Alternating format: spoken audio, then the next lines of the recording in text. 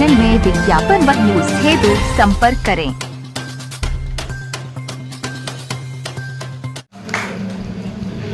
जैसा कल के से आंदोलन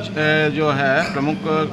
सिंचाई विभाग के प्रमुख कार्यालय में हो रहा है, कहाँ से लगभग कितने कर्मचारी आने की ये 14 मई के जो आदेश है पदों के समाप्त किए जाने को लेकर के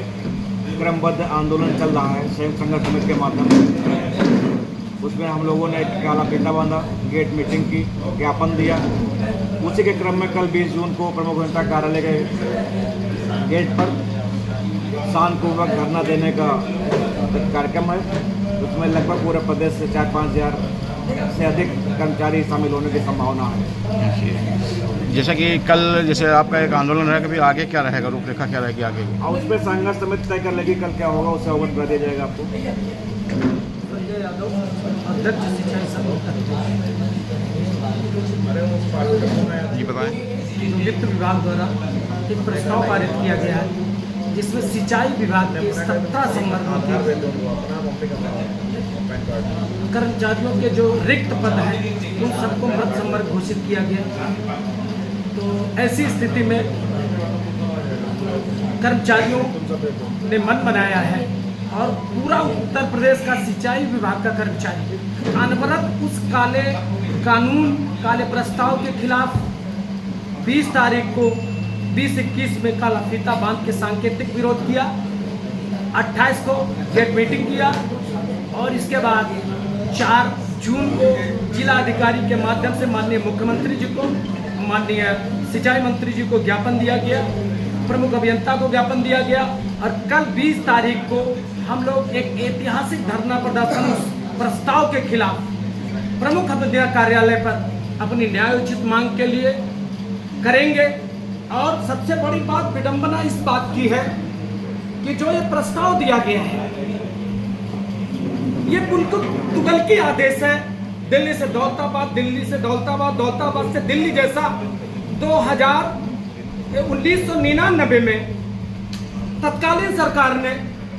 इसी का प्रयोग किया और नलकूप चालक और उत्तर प्रदेश के समस्त नलकूपों को और समस्त नलकूप चालकों को पंचायतों में समायोजित कर दिया। और उसके परिणाम यह हुआ कि पूरी सिंचाई व्यवस्था हमारी छिन्न भिन्न हो गई। जो हमारे अन्न की पैदावार, जो प्रदेश की एक अच्छी पैदावार अन्न की थी, वो पूरी तरीके से गिरावट में आ गई। तो ऐसी स्थिति में पुनः मूल्यांकन 2004 में तत्कालीन सरकार द्वारा किया गया और उसमें यह निर्णय लिया गया कि पंचायतों से पुनः सिंचाई विभाग को सारे नलकूप चालक, सारे सीचपाल, सारे नलकूप वापस किए गए और उसके बाद प्रदेश सरकार का करोड़ों रुपए खर्च करके पूरी सिंचाई व्यवस्था को हम लोग 2-3 साल के निचले स्तर के जो कर्मचारी हैं इन्होंने दिन रात मेहनत करके पूरी सिंचाई व्यवस्था को संचालित कराया, उसको सुचारू रूप से बनाया। और इसके बाद स्थिति ये हुई कि उत्तर प्रदेश में आज अन्न उत्पादन के मामले में पूरे देश में उत्तर प्रदेश अग्रणी हुआ है। निश्चित ऐसी स्थिति में प्रदेश सरकार की भी मंशा है कि कृषक हित, कृषि हित